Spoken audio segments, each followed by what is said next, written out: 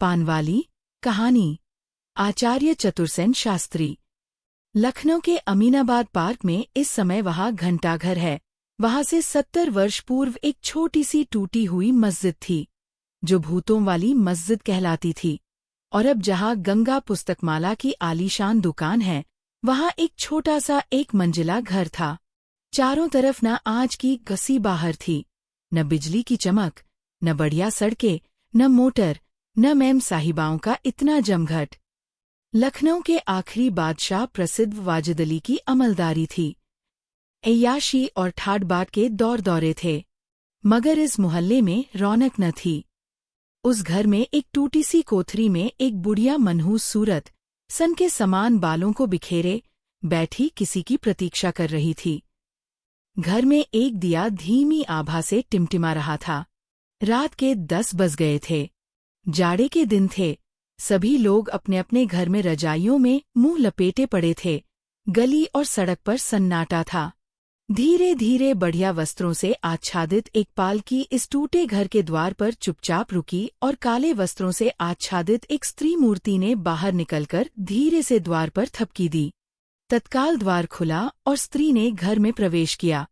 बूढ़ी ने कहा, खैर तो है, सब ठीक है। क्या मौलवी साहब मौके पर मौजूद हैं? कब से इंतजार कर रहे हैं? कुछ ज्यादा जाफिसानी तो नहीं करनी पड़ी? जाफिसानी? चे खुश, जान पर खेल कर लाई हूँ। करती भी क्या? गर्दन थोड़े ही उतरवानी थी। होश में तो है, अभी बेहोश है। किसी तरह राजी न होती थी। मजबूरन यह किया गया। तब चलें। बुढ़िया उठी। दोनों पालकी में जा बैठीं। पालकी संकेत पर चलकर मस्जिद की सीढ़ियाँ चढ़ती हुई भीतर चली गई। मस्जिद में सन्नाटा और अंधकार था, मानो वहाँ कोई जीवित पुरुष नहीं है।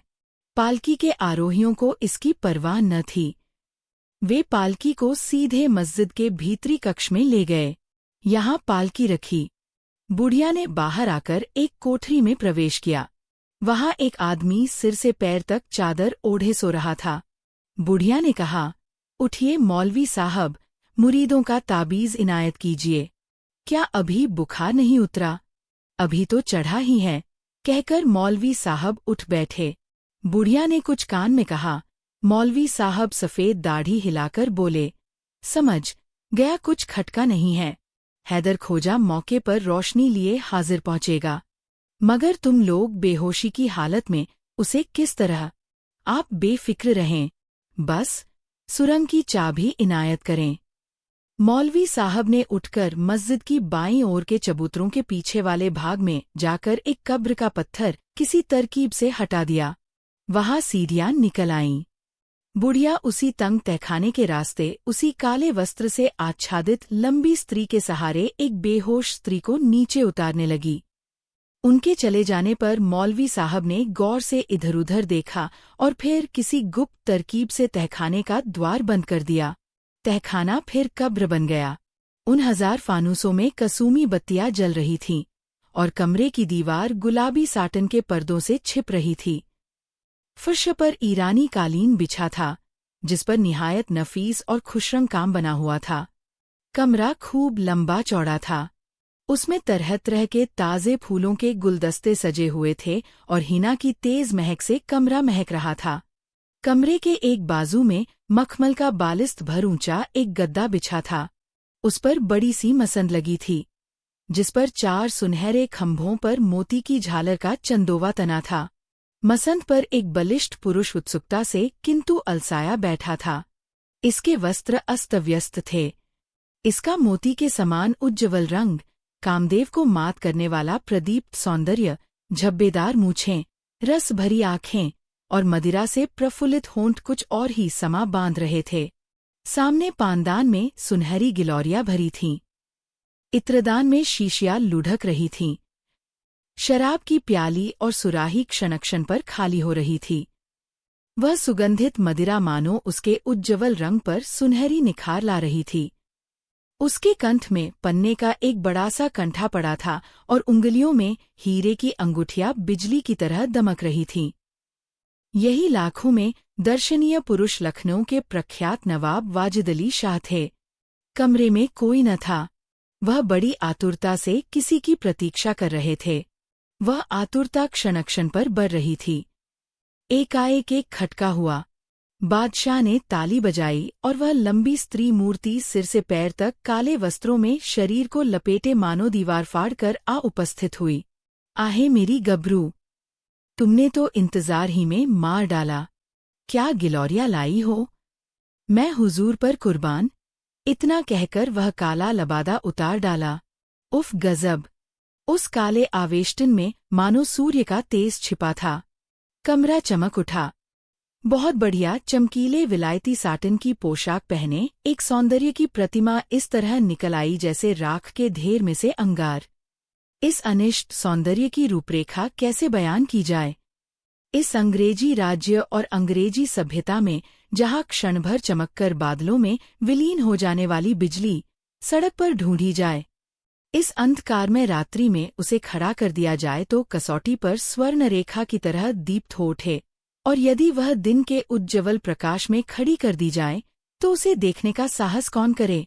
किन आंखों में इतना तेज है?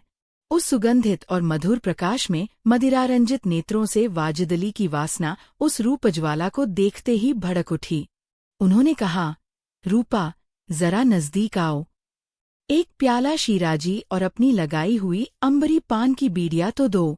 तुमने तो तरसा तरसा कर ही मार डाला। रूपा आगे बढ़ी, सुराही से शराब उड़ेली और जमीन में घुटने टेककर आगे बढ़ा दी। इसके बाद उसने 4 सोने के वर्कलपेटी बीड़ियां निकालकर बादशाह के सामने पेश की और दस्तबस्ता अर्ज की, हुजूर की खिदमत में लौंडी वह तोहफा ले आई है। वाजिदली शाह की बाछें खिल गईं। उन्होंने रूपा को घूर कर कहा, वाह! तब तो आज। रूपा ने संकेत किया। हैदर खोजा खूल सी मुरझाई कुसुमकली को खूल की तरह हाथों पर उठाकर पान गिलौरी की तश्तरी की तरह बादशाह के रूबरू कालीन पर डाल गया। रूपा ने बाकी अदा कहा, हुजूर को आदाब, और चल दी। एक 14 वर्ष की भयभीत, मूर्छित, असहाय कुमारी बालिका अकस्मात आँख खुलने पर सम्मुख शाही ठाट से सजे हुए महल और दैत्य के सामन नरपशु को पाप वासना से प्रमत्त देखकर क्या समझेगी? कौन अब इस भयानक क्षण की कल्पना करे? वही क्षण होश में आते ही उस बालिका के सामने आया। वह एकदम चीत्कार करके फिर से बेहोश हो गई, पर इस बार शीघ्र ही उसकी मूर्छा दूर हो गई। एक अतर्क्य साहस, जो ऐसी अवस्था में प्रत्येक जीवित प्राणी में हो जाता है, उस बालिका के शरीर में उदय हो आया। वह सिमटकर बैठ गई और पागल की तरह चारों तरफ एक दृष्टि डालकर एकटक उस मत पुरुष की ओर देखने लगी। उस भयानक क्षण में भी उस विशाल पुरुष का सौंदर्य और प्रभा देखकर उसे कुछ साहस हुआ। वह बोली तो नहीं पर कुछ स्वस्थ होने लगी। नवाब जोर से हंस दिए। उन्होंने गले का वह बहुमूल्य कंठा उतारकर बालिका की ओर फेंक दिया। इसके बाद वह नेत्रों के तीर निरंतर फेंकते बैठे रहे। बालिका ने कंठा देखा भी नहीं, छुआ भी नहीं। वह वैसी ही सिकुड़ी हुई, वैसी ही निर्निमेष दृष्टि से भयभीत हुई नवाब को देखती रही। नवाब ने दस्तक दी। 2 बांदिया दस्तबस्ता हाजिर हुई। नवाब ने हुक्म दिया, इसे गुस्ल कराकर और सब्जप्री बनाकर हाजिर करो। उस पुरुषपाषाण की अपेक्षा स्त्रियों का संसर्ग गनीमत जानकर बालिका मंत्रमुग्ध सी उठकर उनके साथ चली गई। इसी समय एक खोजे ने आकर अर्ज की, खुदाबंद साहब बहादुर बड़ी देर से हाजिर हैं। उनसे कह दो, अभी जच्चा खाने में है, अभी मुलाकात नहीं होगी। आ लीजा। कलकत्ते से एक जल्दी मरमुए हमारे पीर उठ रही है। खोजा चला गया। लखनऊ के खास बाजार की बहार देखने योग्य थी।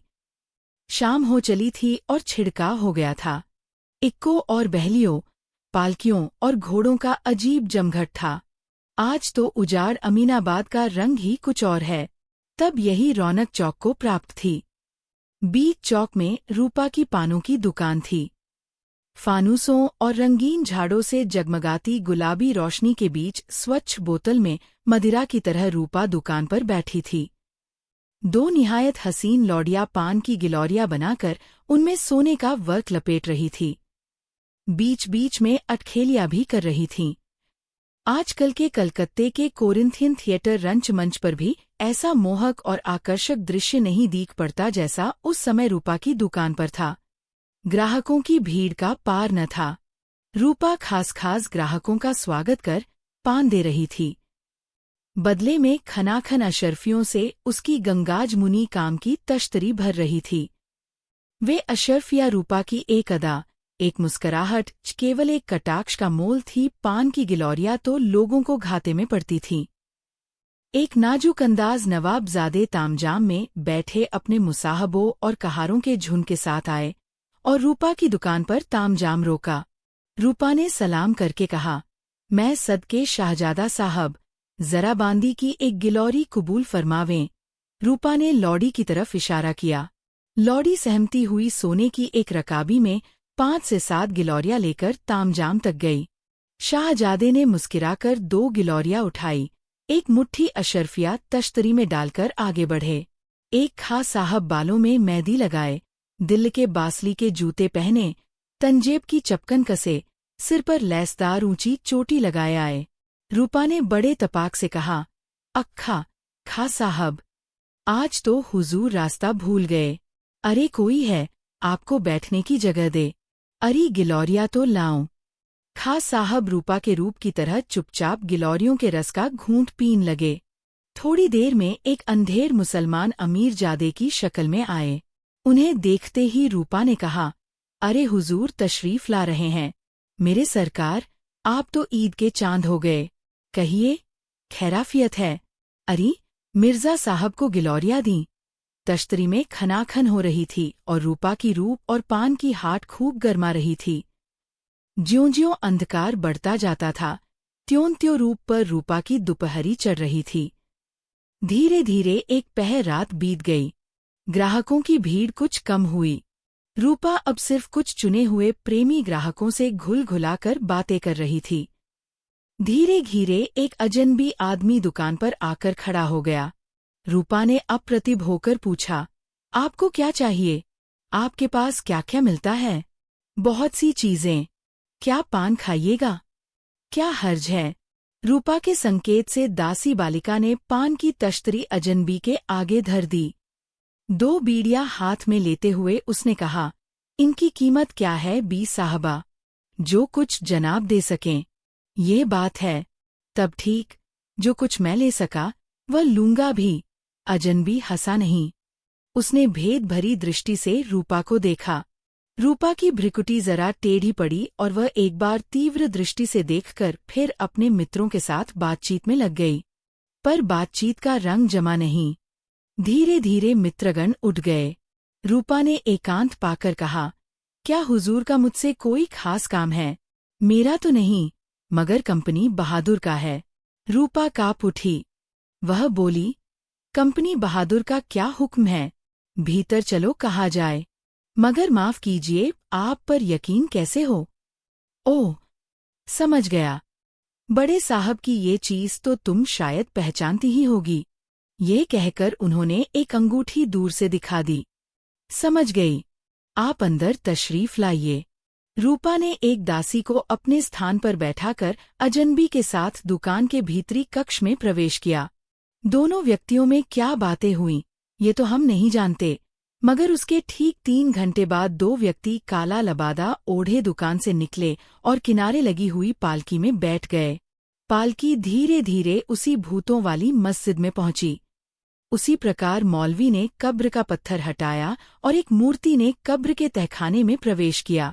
दूसरे व्यक्ति ने एकाएक मौलवी को पटककर मुश्कें बांध ली और एक संकेत किया। क्षण भर में 50 सुसज्जित काली काली मूर्तियां आ खड़ी हुई और बिना एक शब्द मुंह से निकाले चुपचाप कब्र के अंदर उतर गईं। अब फिर चलिए अनंत देव के उसी रंग मंदिर में। सुख साधनों से भरपूर वही यह कक्ष आज सजावट खत्म कर गया था। सहसा उल्कापात की तरह रंगीन हंडिया, बिल्लौरी फानूस और हजारा झाड़ सब जल रहे थे। तत्परता से किंतु नीरव बांदिया और गुलाम दौड़ धूप कर रहे थे। अनगिनत रमनियां अपने मदभरे होठों की प्यालियों में भाव की मदिरा उंडेल रही थी। उन सुरीले रागों की बौछारों में बैठे बादशाह वाजिद अली शाह सराबो हो रहे थे। उस गायनोन्माद में मालूम होता था कमरे में जड़ पदार्थ भी मतवाले होकर नाच उठेंगे।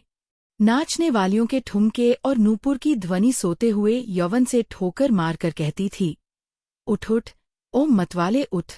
उन नर्तकियों के बढ़िया चिकंदोजी के सुवासित दुपटों से निकली हुई सुंगध उनके नृत्य वेग से विचलित वायु में साथ घुल मिलकर गदर मचा रही थी। पर सामने का सुनहरा फब्बारा, जो सामने स्थिर ताल पर 20 हाथ ऊपर फेंककर रंगीन जल बिंदुरश्मियों से हाथापाई कर रहा था, देखकर कलेजा बिना उछले कैसे रह सकता था। उसी मसन पर बादशाह वाजिद अली शाह बैठे थे। एक गंगाजमनी काम का अलबोला वहां रखा था, जिसकी खमीरी मुश्की तंबाकू जलकर एक अनोखी सुंगध फैला रही थी। चारों तरफ सुंदरियों का झुरमुट उन्हें घेरे बैठा था। सभी अधनंगी उन्मत्त निर्लज्ज हो रही थी। पास ही सुराहियां और प्यालियां रखी थीं और बारी बारी से उन दुर्बल होठों को चूम रही थीं। आधा मद पी पी कर वे सुंदरियां उन प्यालियों को बादशाह के होठों में लगा देती थीं। वह आंखें बंद करके उसे पी जाते थे। कुछ सुंदरियां पान लगा रही थीं, कुछ अलबोले की निगाली पकड़े हुई थीं। 2 सुदंरियां दोनों तरफ पीकदान लिए खड़ी थीं, जिनमें बादशाह कभी पीक गिरा देते थे। इस उल्लसित आमोद के बीचों बीच एक मुरझाया पुष्प व कुचली हुई पान की गिल्लौरीत वह बालिका बहुमूल्य हीरेखचित वस्त्र पहिने बादशाह के बिल्कुल पास में लगभग मूर्छित और अस्तव्यस्त पड़ी थी। रह रहकर शराब की प्याली उसके मुख से लग रही और वह खाली कर रही थी। एक निर्जीव दुशाले की तरह बादशाह उसे अपने बदन से सटाए मानो तमाम इंद्रियों को एक ही रस में सराबोर कर रहे थे। गंभीर आधी रात बीत रही थी। सहसा इसी आनंद वर्षा में बिजली गिरी। कक्ष के उसी गुप्त द्वार को विदीर्ण कर क्षणभर में वही रूपा काले आवरण से नक्शिक ढके निकल आई। दूसरे क्षण में एक और मूर्ति वैसे ही आवेष्टन में बाहर निकल आई। क्षणभर बाद दोनों ने अपने आवेष्टन उतार खींचे। वही अग्निशिखा ज्वलंत रूपा और उसके साथ गौरांग कर्नल। नर्तकियों ने एकदम नाचना गाना बंद कर दिया। बांदिया शराब की प्यालियां लिए काठ की पुतली की तरह खड़ी की खड़ी रह गईं। केवल फव्वारा ज्यों का त्यों आनंद से उछल रहा था। बादशाह यद्यपि बिल्कुल बदहवास थे, मगर ये सब देखकर वह मानो आधे उठकर बोले, ओह रूपा दिलरुबा, तुम और मेरे दोस्त कप्तान, इस वक्त ये क्या माजरा है? आगे बढ़कर और अपनी चुस्त पोशाक ठीक करते हुए तलवार की मूठ पर हाथ रख कप्तान ने कहा, कल आलीजा की बंदगी में हाजिर हुआ था, मगर ओफ, मगर इस वक्त इस रास्ते से। माजरा क्या है? अच्छा बैठो। हाँ जोहरा, एक प्याला मेरे दोस्त कर्नल के। माफ करे हुजूर, इस समय मैं एक काम से सरकार की खिदमत में हाजिर हुआ हूँ। काम? वह काम क्या है? बैठते हुए बादशाह ने कहा, मैं तखलिये में अर्ज किया चाहता हूँ। तखलिया? अच्छा अच्छा जोहरा। ओ कादिर। धीरे धीरे रूपा को छोड़कर सभी बाहर निकल गईं। उस सौंदर्यग स्वप्न में रह गई अकेली रूपा। रूपा को लक्ष्य करके कहा, यह तो गैर नहीं। रूपा। दिलरुबा एक प्याला अपने हाथों से दो तो। रूपा ने सुराही से उंडे लबालब प्याला भरकर बादशाह के होठों से लगा दिया। हाय, लखनऊ के नवाब का यही अंतिम प्याला था। उसे बादशाह ने आंखें बंद कर पीकर कहा, वाह प्यारी। हाँ, तो अब वह बात मेरे दोस्त हुजूर को जरा रेजिडेंसी तक चलना पड़ेगा। बादशाह ने उछलकर कहा, ये कैसी बात? रेजिडेंसी तक मुझे? जहांपनाह, मैं मजबूर हूँ। काम ऐसा ही है। इसका मतलब मैं अर्ज नहीं कर सकता। कल मैं यही तो अर्ज करने हाजिर हुआ था। गैर मुमकिन, गैर मुमकिन। बादशाह गुस्से में होंठ काटकर उठे और अपने हाथ में सुराही से उंडेलकर 3 से 4 प्याली पी गए। धीरे धीरे उसी दीवार से एक एक करके 40 गोरे सैनिक संगीन और किर्च सजाए कक्ष में घुस आए। बादशाह देखकर बोले, खुदा की कसम, ये तो दगा है। कादिर, जहांपनाह, अगर खुशी से मेरी अर्जी कबूल न करेंगे तो खून खराबी होगी। कंपनी बहादुर के गोरों ने महल घेर लिया है। अर्ज यही है कि सरकार चुपचाप चले चलें। बादशाह धब से बैठ गए। मालूम होता है क्षण भर के लिए उनका नशा उतर गया। उन्होंने कहा, तुम सब क्या मेरे दुश्मन होकर मुझे कैद करने आए हो? मैं हुजूर का दोस्त हर तरह हुजूर के आराम और फरहत का ख्याल रखता हूँ और हमेशा रखूंगा। बादशाह ने रूपा की ओर देखकर कहा, रूपा, रूपा, ये क्या माजरा है? तुम भी क्या इस मामले में हो? एक प्याला मगर नहीं। नहीं। अच्छा, और सब साफ साफ सच कहो। कर्नल मेरे दोस्त नहीं। अब नहीं। अच्छा कर्नल, सब खुलासावार बयान करो। सरकार, ज्यादा मैं कुछ नहीं कर सकता। कंपनी बहादुर का खास परवाना लेकर खुद लाट साहब तशरीफ लाए हैं और आलीजा से कुछ मशविरा किया चाहते हैं, मगर यह नामुमकिन है। बादशाह ने कर्नल की तरफ देखा। वह तना खड़ा था और उसका हाथ तलवार की मूठ पर था। समझ गया, सब समझ गया, यह कहकर बादशाह कुछ देर हाथों से आंख ढांपकर बैठ गए। कदाचित उनकी सुंदर रस भरी आंखों में आंसू भर आए हो। रूपा ने पास आकर कहा, मेरे खुदाबंद, बंदी, हट जा, ए नमकहराम, रजील बाजारू औरत। बादशाह ने ये कहकर एक ठोकर लगाई और कहा, तब चलो, मैं चलता हूँ। खुदा हाफिज। पहले बादशाह, पीछे कप्तान, उसके पीछे रूपा, और सबके अंत में एक एक करके सिपाही उसी दरार में विलीन हो गए। महल में किसी को कुछ मालूम न था। वह मूर्तिमान संगीत, वो उमड़ता हुआ आनंद समुद्र सदा के लिए मानो किसी जादूगर ने निर्जीव कर दिया। कलकत्ते के एक उजाड़ से भाग में एक बहुत विशाल मकान में वाजिद अली शाह नजरबंद थे। ठाट लगभग वही था। सैकड़ों दासियां, बांदिया और वेश्याएं भरी हुई थीं। पर वह लखनऊ के रंग कहा। खाना खाने का वक्त हुआ और दस्तरखान पर खाना चुना गया तो बादशाह ने चक चक कर फेंक दिया। अंग्रेज अफसर ने घबराकर पूछा, खाने में क्या नुक्स है? जवाब दिया गया, नमक खराब है। नवाब कैसा नमक खाते हैं? एक मन का डला रखकर उस पर पानी की धार छोड़ी जाती है। जब घुलते घुलते छोटा सा टुकड़ा रह जाता है तब बादशाह के खाने में वह नमक इस्तेमाल होता है। अंग्रेज अधिकारी मुस्कराता चला गया। क्यों? ओह, हम लोगों के समझने के योग्य यह भेद नहीं। उसी रसरंग की दीवारों के भीतर अब सरकारी दफ्तर खुल गए हैं और अमन कैसर बाग मानो रंडुए की तरह खड़ा उस रसीली रात की याद में सिर धुन रहा है।